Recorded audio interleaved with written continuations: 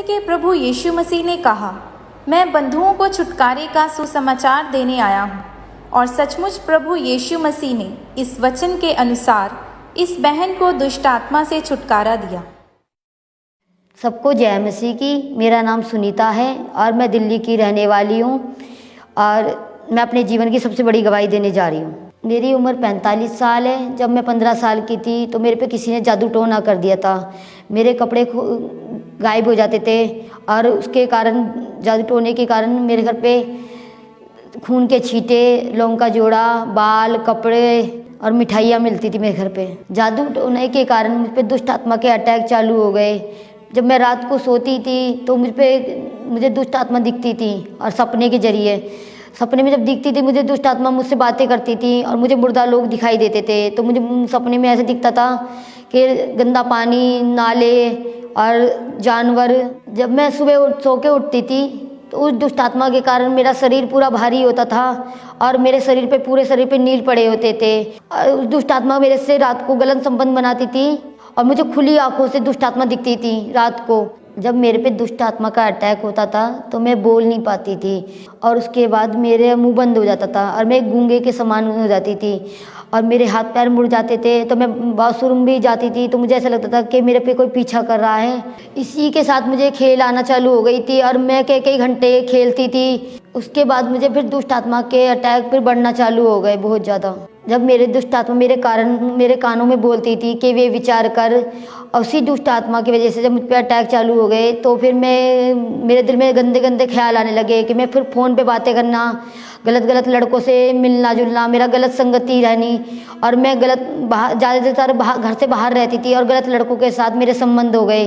कुछ दिन के बाद मेरे परिवार वालों ने मेरी मैरिज कर दी। मैरिज के बाद मेरे पे दुष्ट आत्मा के अटैक और बढ़ने लगे और उस दुष्ट आत्मा के अटैक के कारण हम पति पत्नी में दोनों में खूब लड़ाई रहने लगी। मैं अपने पति को गाली देती थी और उनसे खूब लड़ती थी और हमारी मैरिज लाइफ जो बिल्कुल डिस्टर्ब हो गई थी। मेरे पे दुष्ट आत्मा के अटैक इतने बढ़ गए, फिर उसी के कारण वो मेरे पति पे अटैक करने लगी दुष्ट आत्मा। फिर हम पे, मेरे पति पे इतना दुष्ट आत्मा अटैक करने लगी, जो चीज़ें मुझको दिखती थी वही मेरे पति को दिखना चालू हो गई। उसके बाद उन्होंने फिर मुझसे खूब लड़ाई करना चालू कर दिया और वो बीमार रहने लगे उस दुष्ट आत्मा के कारण।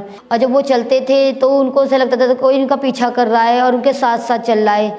जब हम रात को जब सोते थे तो हमें ऐसा लगता था घर में कोई है। उसके बाद उनके दुष्ट आत्मा के अटैक इतने बढ़ने लगे कि उन्हें कोई सुध बुध नहीं रहती थी। मेरे पति एक दिन काम पे जा रहे थे और वो ड्राइवर थे, तो अपनी कार से जब जा रहे थे तो एक ट्रक के साथ उनका एक्सीडेंट हो गया और उस कारण वो उनकी डेथ हो गई। जब मेरे पति की डेथ हो गई तो मेरी हालत ऐसे हो गई कि मैं अब क्या करूं, मेरा कोई सहारा नहीं है, मैं कहां जाऊं। इसी दुष्ट आत्मा के कारण मेरी बिल्कुल ज़िंदगी बिल्कुल बेकार हो गई थी। मैं सोचती थी कि मेरा अब कोई सहारा नहीं है, मेरा सहारा तो मेरा ख़त्म हो गया। तो मैं सोचती थी मेरा कोई नहीं है अब इस दुनिया में, कौन मेरा साथ देगा, कौन नहीं देगा। कि दुष्ट आत्मा ने मेरी ज़िंदगी इतनी ख़राब कर दी थी कि मैं सोचती थी मैं क्या करूं क्या नहीं करूं, मैं अपने बच्चे कैसे पालूंगी। मेरा सच में दुष्ट आत्मा ने बहुत मेरा बुरा हाल कर दिया था कि बीमार रहने लगी थी और मैं बच्चों को सोचती थी मेरे बच्चों को मैं अब कैसे पालूंगी, कैसे नहीं पालूंगी। फिर मुझे पैर का रोग हो गया था मेरे शरीर में, मैं इतनी कमज़ोर हो गई थी। फिर मैं सोचती थी मैं कैसे ज़िंदगी जीऊँगी, मेरा तो कोई सहारा भी नहीं है, ना मेरा पति रहा और मेरे छोटे छोटे बच्चे। मैं ये सोचती थी कि मैं मर जाऊं तो अच्छा है, क्योंकि मेरा तो कोई सहारा ही नहीं था। तो मैंने सोचा फिर मैं अपनी ज़िंदगी, अपनी लाइफ ख़त्म कर देती हूँ। फिर उस दुष्ट आत्मा के कारण मुझे अपने आप को ऐसा लगता था कि मैं अपने आप को मार दूँ। मैं बहुत अन्य जगहों पे दिखाया मैंने और मैंने बहुत उपाय भी करे, बहुत जगहों पे भी गई, पर मुझे कोई फ़र्क नहीं पड़ा। उसके बाद मुझे दुष्ट आत्मा के अटैक और बढ़ने लगे। बहुत सी अन्य जगहों पे जब दिखाया तो किसी ने कहा कि तुम 10,000 दे दो, किसी ने कहा 20,000 दे दो, आज हमको ये चढ़ावा चाहिए, आज को मोबाइल चढ़ावा चाहिए। हमने पैसे तो बहुत दिए पर मुझे फ़र्क कहीं से भी नहीं लगा। जब मैंने बिल्कुल आस छोड़ दी थी और मैं निराश हो गई थी और मैं सोचती की थी अब बिल्कुल मैं टूट चुकी थी, तो मैं अपनी ननद के पास आई थी। उन्होंने फिर मुझे मेरी हालत देख के फिर उन्होंने मुझे ये कहा कि तुम खामड़ा चर्च जा, वहाँ पर लोग ठीक होते हैं, दुष्ट आत्मा से आज़ाद होते हैं, बीमार ठीक होते हैं, लंगड़े चलते हैं, कि तू भी आज़ाद होएगी इन चीज़ों से। जब मैं अपनी ननद के साथ खामड़ा चर्च आई तो मेरा विश्वास बढ़ा।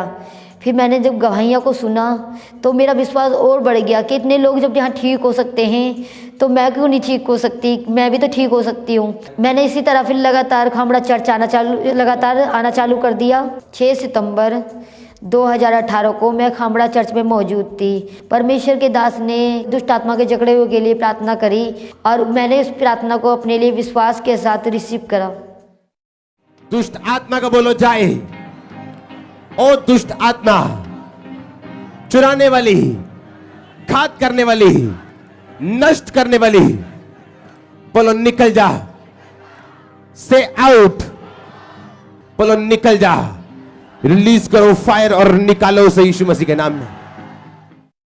जैसे मैंने इस प्रार्थना को रिसीव करा अपने लिए तो मेरे अंदर करंट सा लगा और मेरे अंदर से कोई चीज़ निकल के गई। उसके बाद निकलने के बाद मुझे वॉमिटिंग आई। उसके बाद मैंने अपने शरीर को अपना हल्का महसूस करा। मैं जब इस प्रार्थना के बाद अपने घर गई तो जब मैंने अपने आप को चेक करा तो मेरे को कोई गंदे सपने नहीं आए और ना मुझे कोई दुष्ट आत्मा दिखी, ना मुझे कोई मुर्दा लोग दिखाई देते हैं अब। और ना मैं अब जैसे पहले बीमार जैसे रहती थी, ना मैं अब बीमार रहती हूँ, ना मैं किसी को गाली देती हूँ, ना मैं अब किसी से लड़ती हूँ। पहले मेरे घर में जैसे जादू टोने की वो चीज़ें मिलती थी और ना मेरे घर में कोई खून के छींटे पड़ते हैं, ना कोई पंजों के निशान है जानवर के, और ना ही कोई दाल, कोई लौंग का जोड़ा, कुछ भी है, ना बाल, ना कपड़ा, कुछ नहीं मिलता मेरे घर में। जो जादू टोने के दुष्ट आत्मा के अटैक के नीचे है, मैं उनको यही मैसेज देना चाहती हूँ कि तुम भी यीशु मसीह को मानो और विश्वास करो, क्योंकि यीशु मसीह ही है एक बचाने वाला परमेश्वर। वो ही हमारे जीवन को बचाता है और हमें उन चीज़ों से निकालता है। मैं बड़े छुटकारे के लिए सब परमेश्वर का धन्यवाद करती हूँ और परमेश्वर के दास का धन्यवाद करती हूँ। सबको जय मसीह की।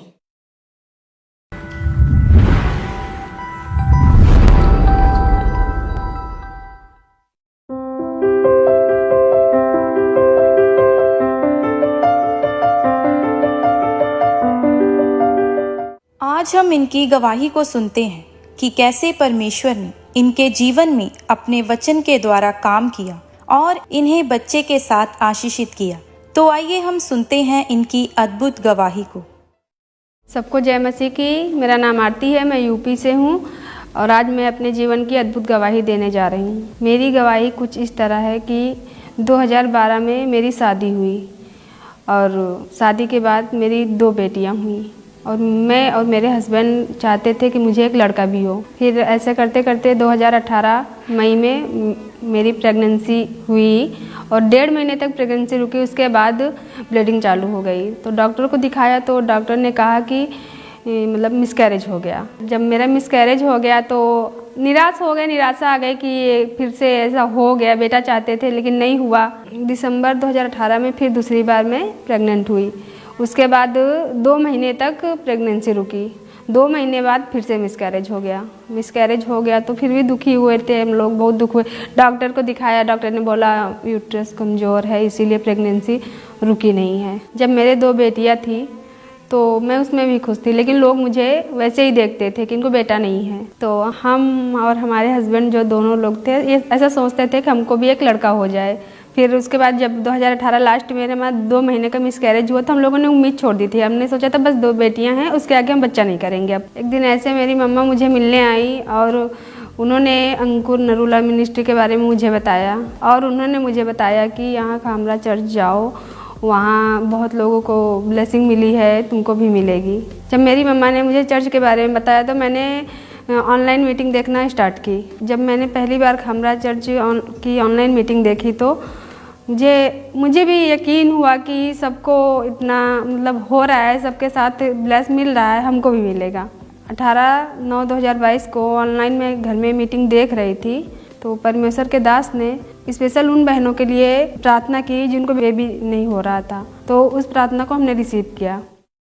मैं प्रार्थना करता हूँ यहोवा के वचन से वो आपकी लालसाओं को उत्तम पदार्थों से तृप्त करके वो आपको बच्चे की ब्लेसिंग दे यीशु मसीह के सामर्थ्य नाम में। सारी यूट्रस की सभी प्रॉब्लम्स खत्म हो जाएं, सारी पाइप्स खुल जाएं, सारी ओवरीज हील हो जाएं, सारे अंडे साइज में बने, सारी स्पर्म प्रॉब्लम्स फिनिश हो जाएं। Be healed. उस प्रार्थना के अगले ही महीने जब मैंने अपना प्रेगनेंसी टेस्ट जब चेक किया तो पॉजिटिव आया। जब मेरा प्रेगनेंसी टेस्ट पॉजिटिव आया तो मैंने अपने पति को बताया, तो पति भी मेरे खुश हुए थे। फिर 7 सितंबर 2023 को परमेश्वर ने मुझे एक सुंदर बेटे के साथ आशीष दिया। अभी हम अपने बेटे के साथ बहुत खुश हैं, परिवार भी खुश है और लोग जो बोलते थे उनके भी बोलती बंद है। जिन बहनों के पास बच्चा नहीं है वो प्रभु से जुड़े रहें और उन पर विश्वास करें। जैसे हमें परमेश्वर ने आशीष दिया, ऐसे सबको देंगे, सभी बहनों को देंगे।